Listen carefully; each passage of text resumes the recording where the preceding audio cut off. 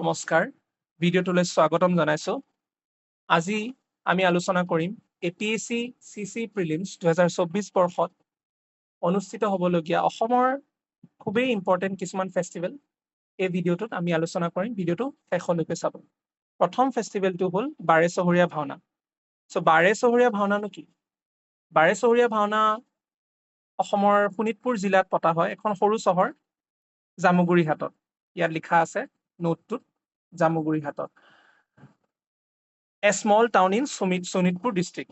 The festival was first held in 1797-98 C led by Gayan Bora and sounds of doba, ka, bhutal and cool resonance amidst the audience to signal the start of the Baresohoria Bhauna. প্ৰথমবাৰৰ বাবে 1797-98 খ্ৰীষ্টাব্দত গায়ন বৰাৰ নেতৃত্বত অনুষ্ঠিত হৈছিল so এইখিনি মনত ৰাখিব বাৰেচহৰীয়া ভাওনা 200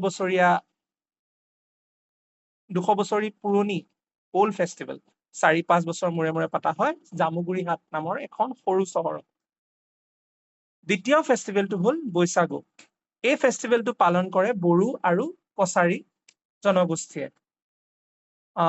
বৈশাগু সাধাৰণতে এপ্ৰিল মাহৰ মাজ ভাগত পালন কৰা হয় ইয়াত লিখা আছে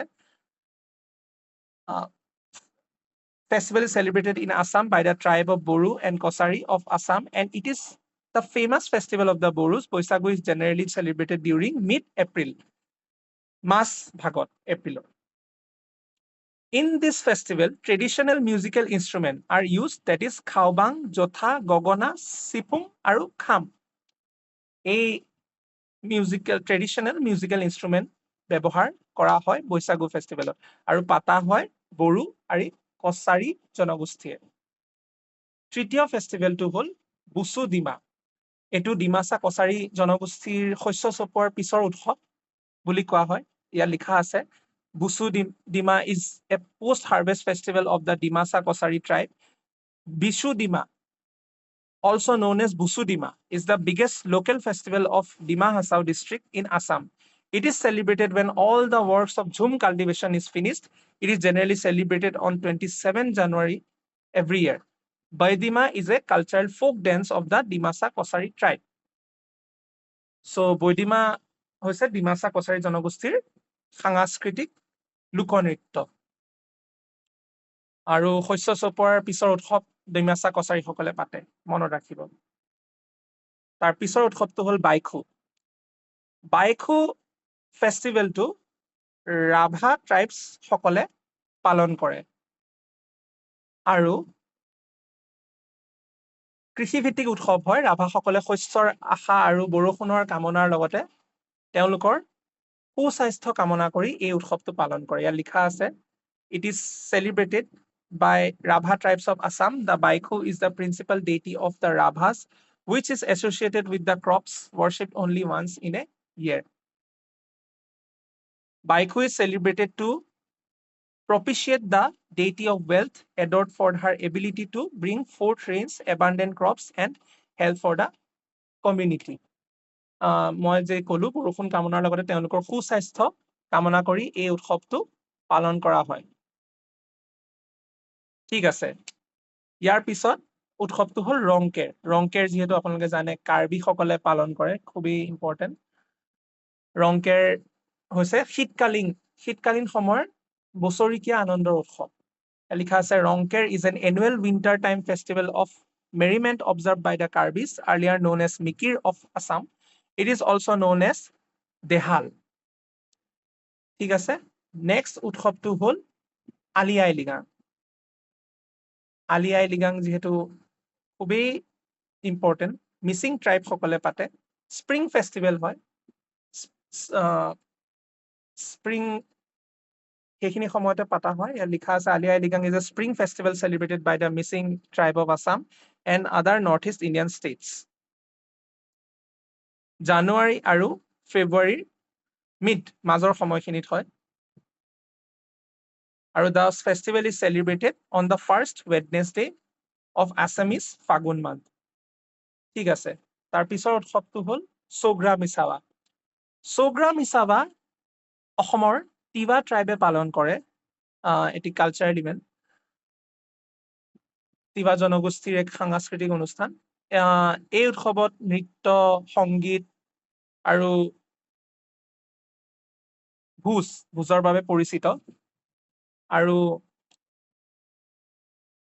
সুগ্ৰা উৎসৱ খেতিৰ বতৰ আৰম্ভ হোৱা তিৱা উৎসৱ The Sogra festival is the Tiva festival that marks the beginning of the cultivation season. ঠিক আছে সুগ্ৰা মিছাবা তিৱা সকলে পালন কৰে মনত ৰাখিব তাৰ পিছৰ উৎসৱটো হ'ল পৰাগ উৎসৱ অসমৰ অতিকৈ ইম্পৰ্টেণ্ট মানে কৃষি ভিত্তিক জাতীয় উৎসৱ মিচিং সকলে পালন কৰে ইয়াত লিখা আছে পৰাগ is a post harvest festival observed by the Missing community of Assam. It is a festival of songs and dances. The festival is also known as Norosingho Bihu Festival. ঠিক আছে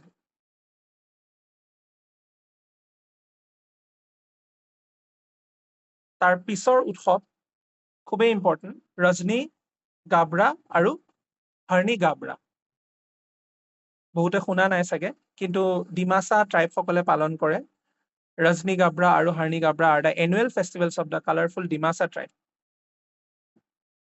দিনৰ ভাগত ৰজনী গাবৰা উদযাপন কৰা হয় সেই নিশাই হাৰ্নি গাবৰা নামৰ অনুষ্ঠানটো সম্পন্ন কৰা হয় ইয়াত লিখা আছে Rajni Gabra and Harni Gabra are the annual festivals of the colorful Dimasa tribe. Rajni Gabra is celebrated during the daytime.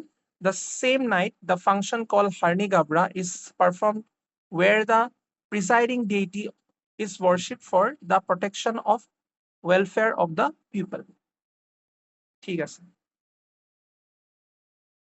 ৰজনী গাবৰা আৰু হাৰ্নি গাবৰা ডিমাছা জনগোষ্ঠীৰ বাৰ্ষিক উৎসৱ বুলি মনত ৰাখিব নেক্সট ফেষ্টিভেলটো হ'ল জোনবিল মেলা জোনবিল মেলা আমি জানো এইটো ক'ত পতা হয় জাগিৰোডত মৰিগাঁও জিলাত পতা হয় জাগিৰোডৰ পৰা কেই কিলোমিটাৰ মান দূৰত জোনবিলৰ দয়াং বেলগুৰিৰ এখন ঐতিহাসিক স্থানত প্ৰতি বছৰে মাঘ বিহুৰ শেষৰ সপ্তাহৰ ফালে অনুষ্ঠিত হয় লিখা আছে the historic site of Dayang Belguri at Jungil located a few kilometers away from Jagirod a 3-day fair held annually in the weekends of Magh Bihu where the indigenous communities from Assam and Meghalaya come together and continue their age-old practice of barter system.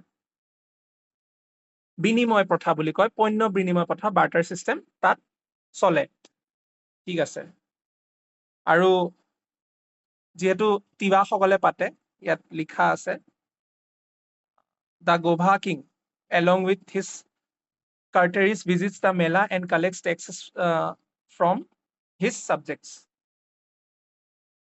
Zunbil Mela. Bisu.